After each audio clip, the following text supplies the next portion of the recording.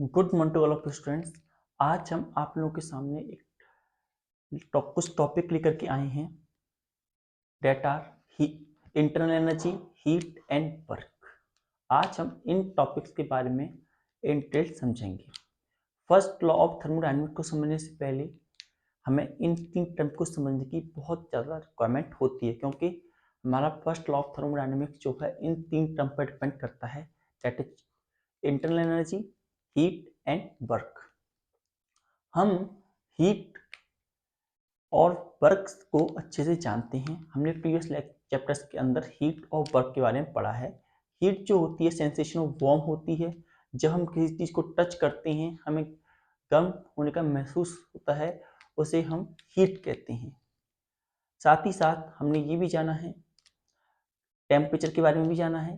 Temperature जो होता है degree of hotness and coldness होता है। और प्रीवियसली हमने जीरो लॉ ऑफ थर्मोडायनेमिक्स में हमने प्रेशर टेम्परेचर की डेफिनेशन भी दी थी कि ये वो क्वांटिटी होती है जो कि डिफाइन करती है कि कोई दो बॉडी जो है वो थर्मल इक्विलिब्रियम में है या थर्मल इक्विलिब्रियम में नहीं है।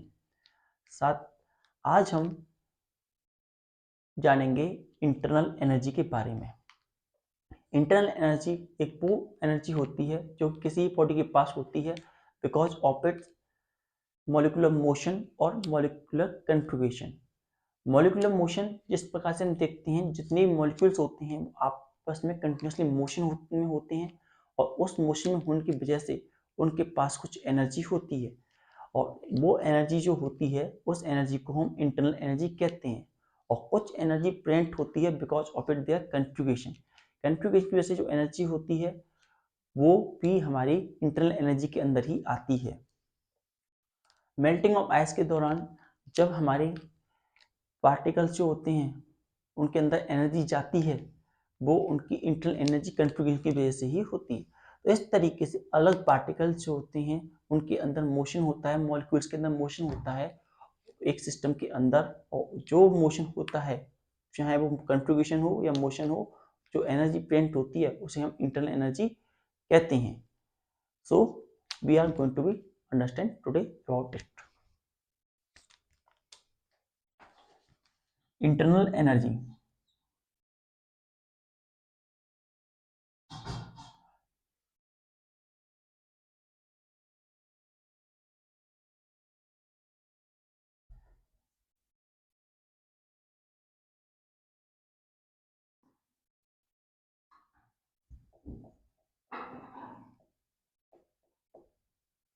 इंटरनल एनर्जी इसे हम डिफाइन कर सकते हैं, it is the energy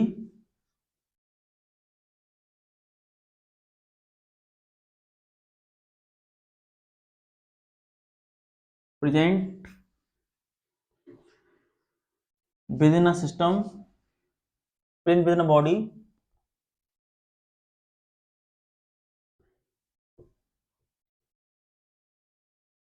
due to its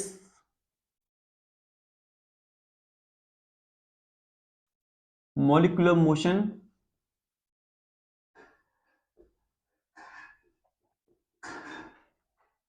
और configuration.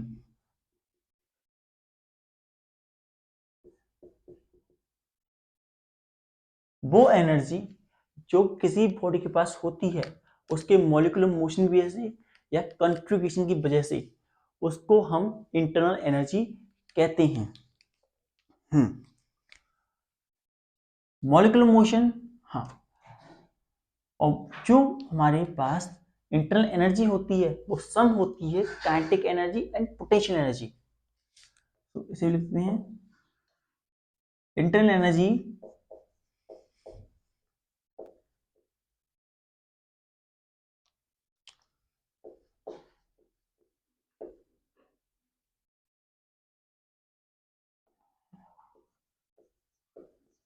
is equal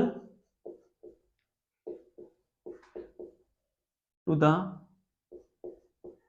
sum of kinetic energy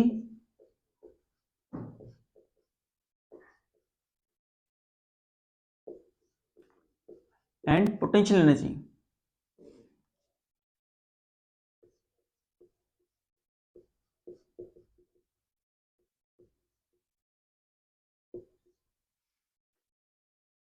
इसे हम डिनोट करते हैं, it is going to denoted by U, it is denoted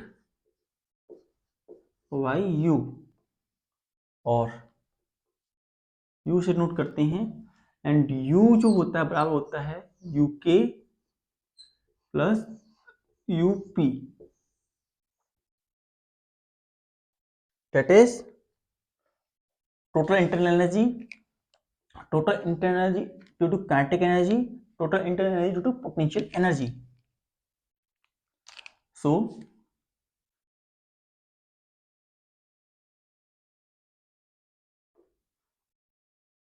note it down.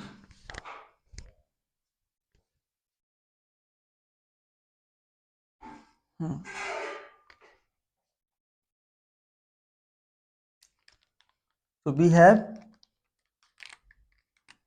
internal kinetic energy,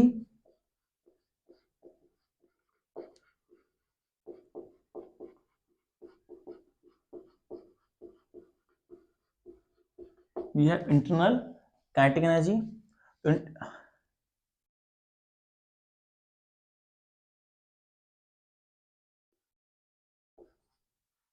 हाँ, तो energy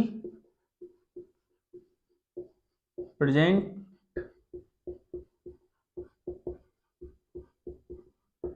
within a body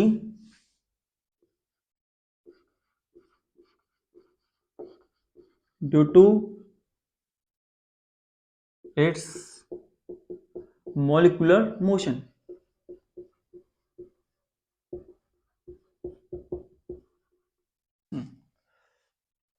internal kinetic energy वो energy होती है जो किसी भी बॉडी के अंदर होती है because of it's molecular motion, molecular motion की वजह से जो एनर्जी प्रिंट होती है उसे हम इंटरनल काइनेटिक एनर्जी कहते हैं। और ये हाँ, जो मोशन होते हैं वो तीन प्रकार हो सकते हैं, translational,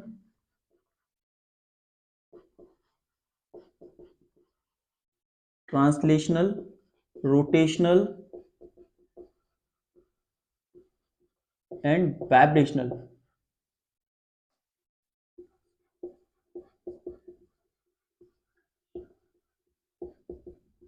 vibrational motion, translation, rotational, vibrational, ये हमारे कुछ प्रकार के मोशन हमारे पास हैं। Next is internal potential energy.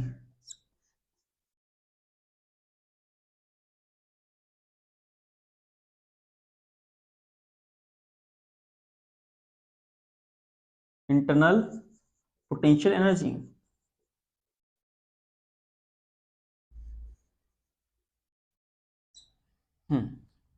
So internal potential energy वो एनर्जी होती है जो कि बॉडी में प्रेजेंट होती है because of its configuration. Energy present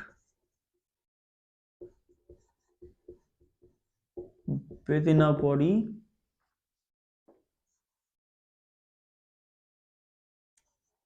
due to its molecular configuration.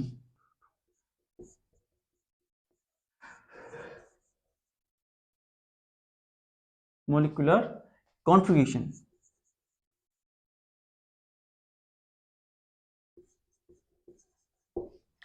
वो एनर्जी जो कि बॉडी के अंदर प्रेजेंट होती है because of it's molecular configuration, ऐसी एनर्जी को हम इंटरनल पोटेंशियल एनर्जी कहते हैं। और इन दोनों एनर्जी के सम के बराबर हमारी इंटरनल एनर्जी बनती है। Now in case of ideal gas, in case of ideal gas, जो हमारी इंटरनल पोटेंशियल एनर्जी होती है वो नहीं, जीरो के बराबर होती है, या हम ऐसे कह सकते हैं total internal energy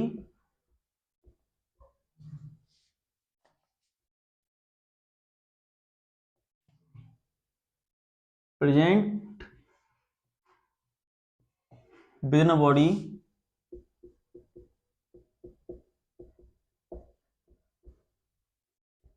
is due to its kinetic energy. Its kinetic energy. Because it does not have any internal configuration. These are the point mass particle in case of ideal gas. Ideal gas में हम लोग point mass मानते हैं, उनका कोई इंटरस्ट्रक्चर नहीं होता, तो उनका कंट्रीब्यूशन नहीं होता, तो इस वजह से उन पर कोई एनर्जी भी प्रेजेंट नहीं होती। इसीलिए जो टोटल एनर्जी होती है इस कंडीशन में यू के बराबर होती है, एंड यू पी जो होती है वो हमारा जीरो के बराबर होती है। Now in another case, in case of real gas, in case of real gas,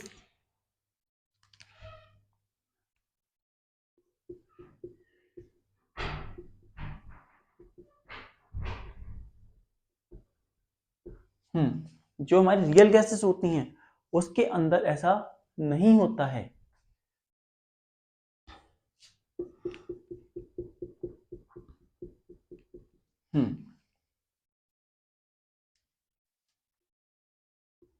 total energy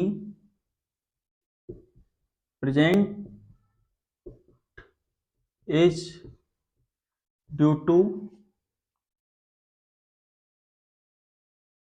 kinetic energy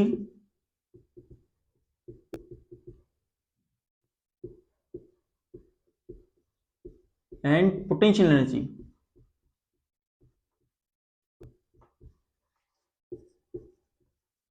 it is because real gas have some contribution. जो रियल गैसेस होती हैं उनके पास कुछ कंट्रीब्यूशन होता है, वो पॉइंट परफेक्टली पॉइंट मास नहीं होती हैं, इस वजह से उनका कंट्रीब्यूशन होता है और उन कंट्रीब्यूशन की वजह से उनके पास कुछ एनर्जी प्रेजेंट होती है।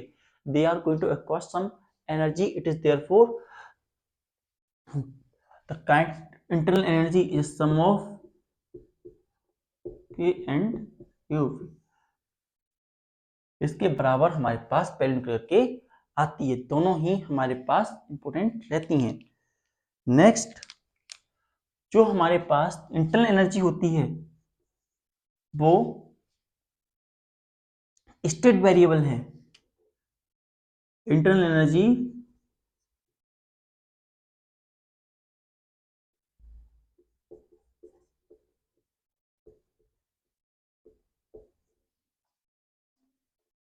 is the state variable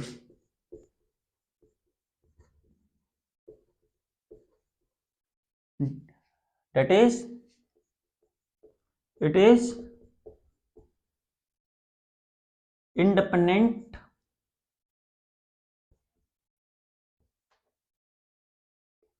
of path।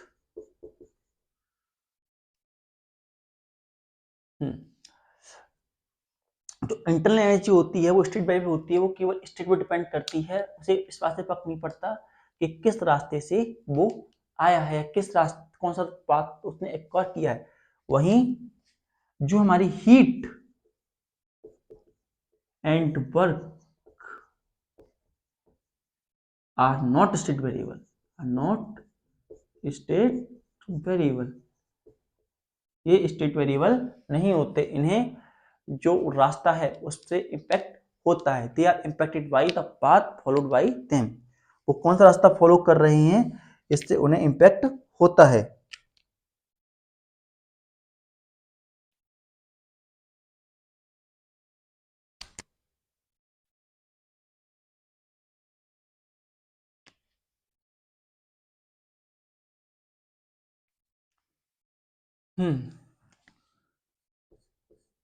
Next, जो इंटरनल एनर्जी होती है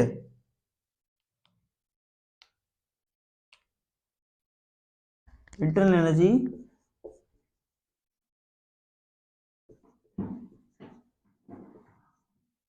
ऑफ अ सिस्टम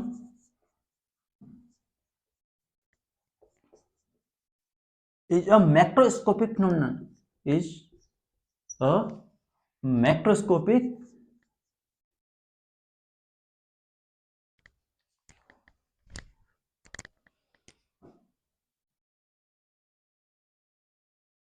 जो मैक्रोस्कोपिक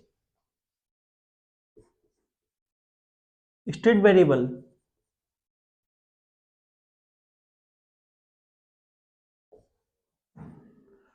जो हमारी इंटरनल एनर्जी होती है मैक्रोस्कोपिक बड़े लेवल पर होती है और एक इंडिविजुअल पार्टिकल के लिए हम इसे नहीं देखते हैं, हम इसे कलेक्शन ऑफ पार्टिकल के लिए देखते हैं and it is described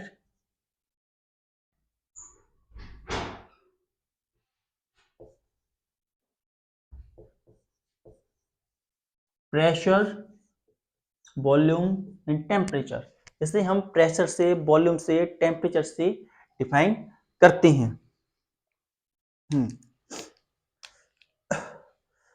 next, जो हमारी इंटरनल एनर्जी होती है उसे चेंज किया जा सकता है either by changing heat to either by giving heat to system or taking work from the system। तो इसे भी हम लिख देते हैं, that is internal energy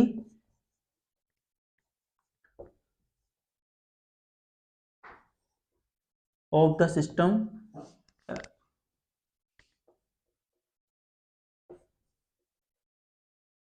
can be changed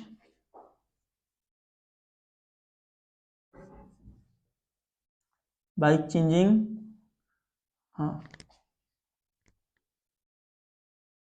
change by doing some work on the system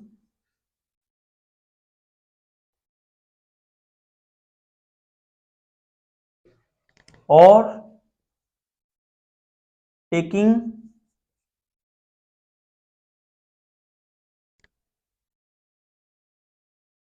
or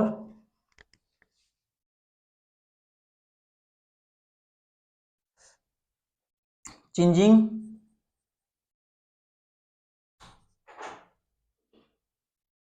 the heat of system। Internal energy को change करने के लिए हम या तो उस सिस्टम पर कुछ वर्क करें, कंप्रेस करें या एक्सपेंड करें, या फिर हम उस सिस्टम से कुछ हीट चेंज करें। हीट चेंज करने का मतलब है या तो सिस्टम से हीट लें या सिस्टम को हीट दें।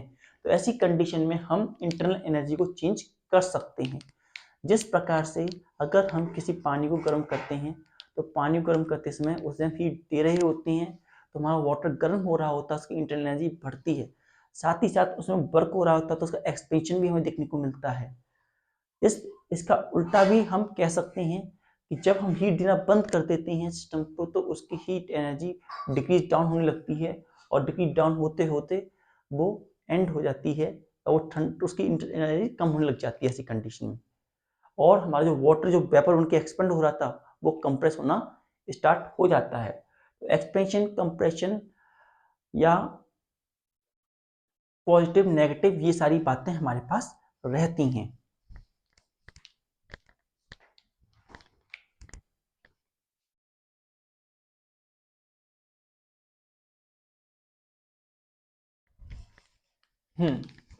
नाउ हमारे पास 3 टर्म यहाँ पे हमने सुनी, that is heat, first one internal energy, internal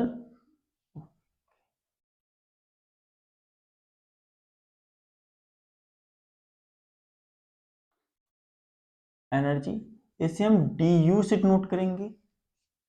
next is work, that is D W and next is dq, that is heat, that is dq। ये हमारे पास 3 टर्म हैं। अब इन 3 टर्म्स को हम देखेंगे कि कब पॉजिटिव होते हैं कब नेगेटिव होते हैं हमारे सिस्टम के लिए। सो पहले देते हैं वर्क। तो सबसे पहले हम देखेंगे वर्क को, कि वर्क कब पॉजिटिव होता है और वर्क कब नेगेटिव होता है।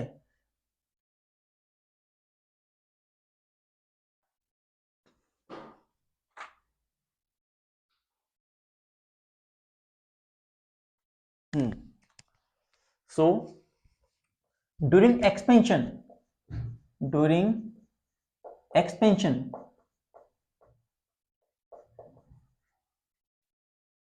जो हमारा वर्क होता है पॉजिटिव होता है, dw is going to be positive. ऐसी कंडीशन में एक्सपेंस के दौरान work is done by the system, work is done by system. जो हमारा सिस्टम है वो काम कर रहा है ड्यूरिंग एक्सपेंशन। एक्सपेंस के दौरान हमारा वर्क डन पॉजिटिव होता है और वर्क डन जो होता है सिस्टम के द्वारा किया जाता है। सेकंड, इसी में अगर हमसे वन का ए पार्ट, नेक्स्ट बी हम बोले during compression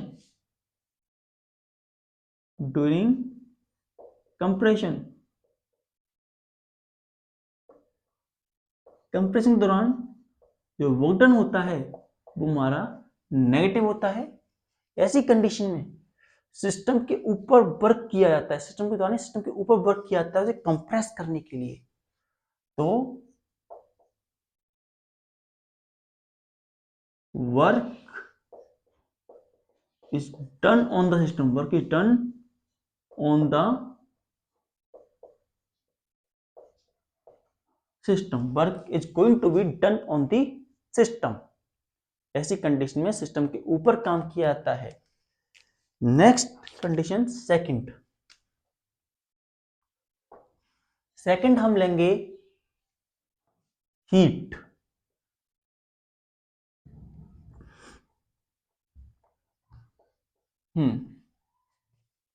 when heat giving to system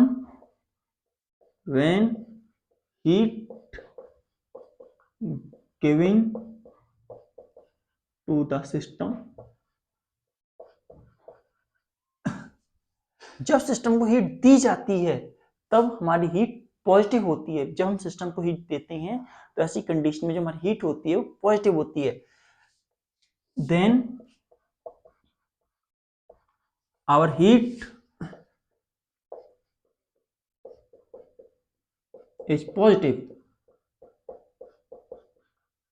that is dq equals to positive। वहीं when heat is going to be taken from the system, जब सिस्टम से हीट ली जाती है तो हीट नेगेटिव हो जाती है। when heat is taken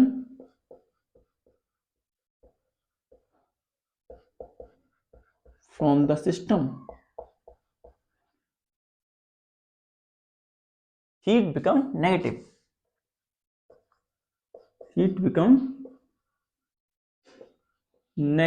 जो हीट है वो नेगेटिव हो जाती है, that is dq equals to negative. Third, internal energy a. Internal energy case में when temperature of the body going to increase, जब टेम्परेचर बढ़ता है तो ऐसी कंडीशन में हमारे इंटरनल एनर्जी पॉजिटिव होती है। When the temperature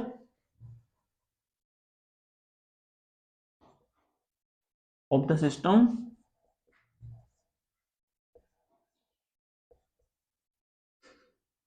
goes to increase,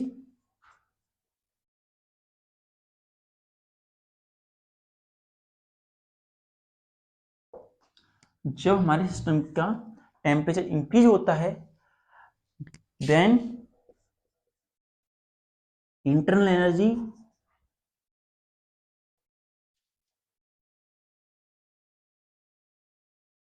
is positive. तो ऐसी कंडीशन में हमारी इंटरनल एनर्जी होती है वो पॉजिटिव रहती है जब सिस्टम जो है उसका टेम्परेचर बढ़ता है। वहीं when the temperature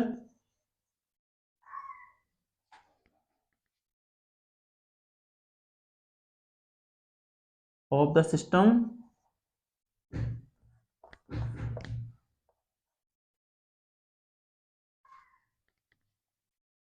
going to decrease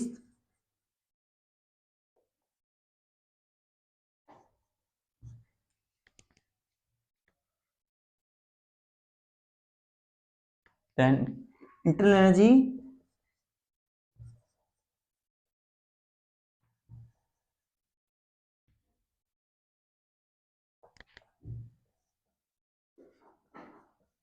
is going to be negative, is going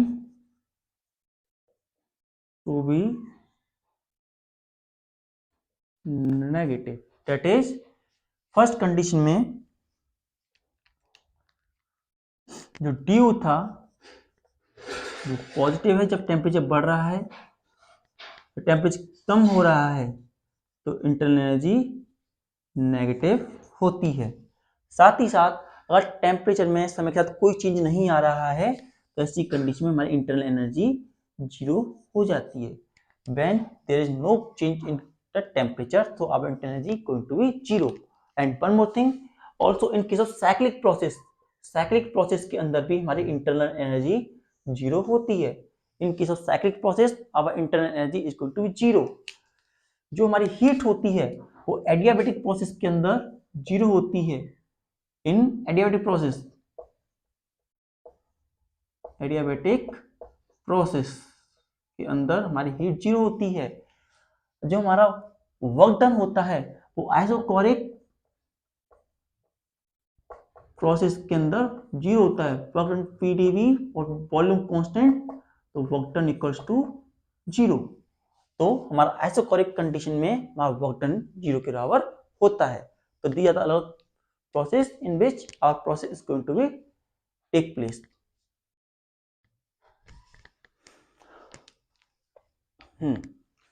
आज हमने सीखा इंटरनल एनर्जी के बारे में। इंटरनल एनर्जी वो एनर्जी होती है जो कि बॉडी के अंदर प्रेजेंट होती है because of it's molecular motion और कॉन्फ़िगरेशन। वो एनर्जी जो कि मॉलिक्यूलर मोशन या कॉन्फ़िगरेशन की वजह से प्रेजेंट होती है, उस एनर्जी को हम इंटरनल एनर्जी कहते हैं। इंटरनल एनर्जी जो होती है वो kinetic energy and potential energy के सम के बराबर होती है। Internal energy is equal to the sum of kinetic energy and potential energy. इसे हम U से डिनोट करते हैं। It is going to denoted by U, और U equal to kinetic energy plus potential energy. Internal kinetic energy वो energy होती है जो कि बॉडी, जो सिस्टम है या बॉडी है, उसके मॉलिक्यूलर मोशन की वजह से होती है। मॉलिक्यूलर मोशन तीन प्रकार का होता है: ट्रांसलेशनल मोशन, मीटरोस्टेशनल लाइन, रोटेशन सर्कुलर पाथ में, vibration to and fro motion, जो अपकमिंग चैप्टर में पढ़ेंगे। Next, internal potential energy.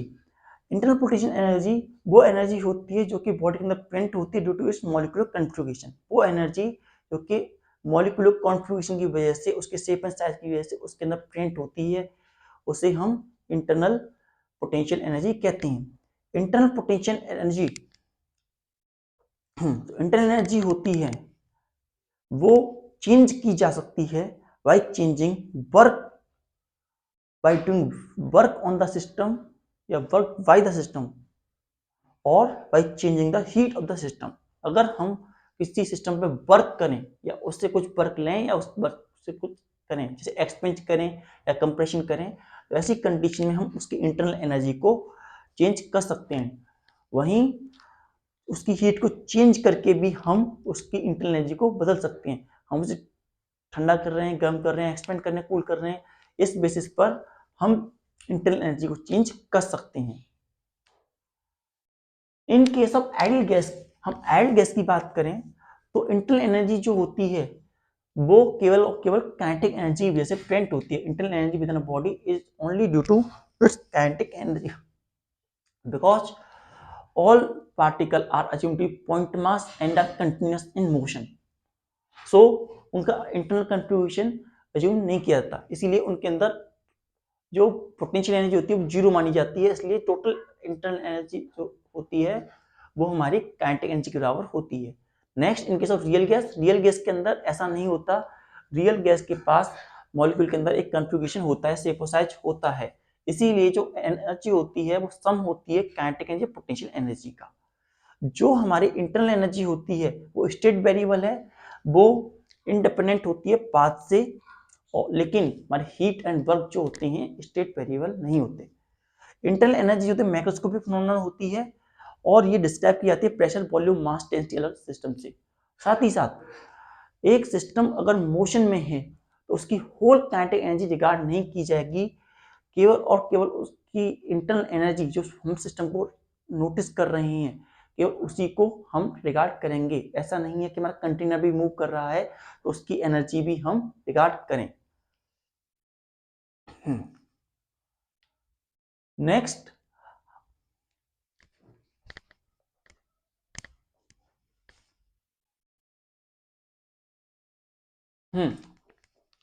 तो हम तीन इंपोर्टेंट टर्म्स को समझ चुके हैं, internal energy, work and heat. तो अब हम ये समझ लेते हैं ये कब पॉजिटिव होते हैं, ये कब नेगेटिव होते हैं। ड्यूरिंग एक्सपेंशन, जब हमारे सिस्टम के द्वारा वर्क किया जाता है, ऐसी कंडीशन में हमारा वर्क पॉजिटिव होता है। जब हमारा सिस्टम वर्क कर रहा है एक्सपेंशन के दौरान, जब हम हीट देते हैं, बॉडी एक्सपेंड होती है, तो ऐसी कंडीशन में वर्क हमारे सिस्टम के द्वारा किया जा रहा है, तो ऐसी कंडीशन में हमारा वर्क पॉजिटिव लिया जाएगा। वहीं कंप्रेशन के दौरान जब हमारी सिस्टम की हीट कम हो रही है, सिस्टम की हीट जब कम हो रही है तो उसमें से वर्क लिया जा रहा है, तो ऐसी कंडीशन कंप्रेस हो रही है, work is going to done on the system, तो ऐसी कंडीशन में वैल्यू हमारी नेगेटिव हो जाएगी। नेक्स्ट जो हमारा वर्क होता है वो आइसोकोरिक प्रोसेस में जीरो के बराबर होता है, जब वॉल्यूम में कोई चेंज नहीं आता है, क्योंकि पी डीवी के बराबर वर्क डन हमारा जीरो के बराबर होता है। नेक्स्ट हमने लिया हमारे पास हीट के लिए, जब हीट सिस्टम को दी जाती है तो वो पॉजिटिव ली जाती है। जब हम सिस्टम को हीट दे रहे हैं, जब वाटर को हम बॉयल कर रहे हैं तो ऐसी कंडीशन में हम उसको हीट दे रहे हैं, जब उसे मेल्ट कर रहे हैं तो हीट दे रहे हैं, तो ऐसी कंडीशन में हीट पॉजिटिव होगी। लेकिन वहीं हम उसे लीव कर दें और उसमें से हीट आउट हो जाए, तो ऐसी कंडीशन में हम कहेंगे हमारा वर्क डन जो है, जो हीट जो है हमारी वो नेगेटिव है, that is D Q equal to negative. जो हमारी हीट होती है वो जीरो होती है एडियाबेटिक प्रोसेस, एडियाबेटिक प्रोसेस के दौरान हमारी हीट जीरो के बराबर होती है। नाउ जो हमारा इंटरनल एनर्जी है वो टेम्परेचर डिपेंड करती है। जब टेम्परेचर बढ़ता है, when temperature of the body going to be increases, तो ऐसी कंडीशन में हमारी हीट इंटरनल एनर्जी बढ़ती है। वहीं जब हमारा temperature of the system body decrease करता है तो हमारी इंटरनल एनर्जी भी डिक्रीज करती है। और ये आइसोथर्मल प्रोसेस जिसमें टेम्परेचर कांस्टेंट रहता है उसमें हमारी इंटरनल एनर्जी जीरो रहती है। साथ ही साइक्लिक प्रोसेस में भी हमारी इंटरनल एनर्जी जीरो रहती है, क्योंकि हमारी ओरिजिनल स्टेट पर हमारी बॉडी रिटर्न कर जाती है। Note it down.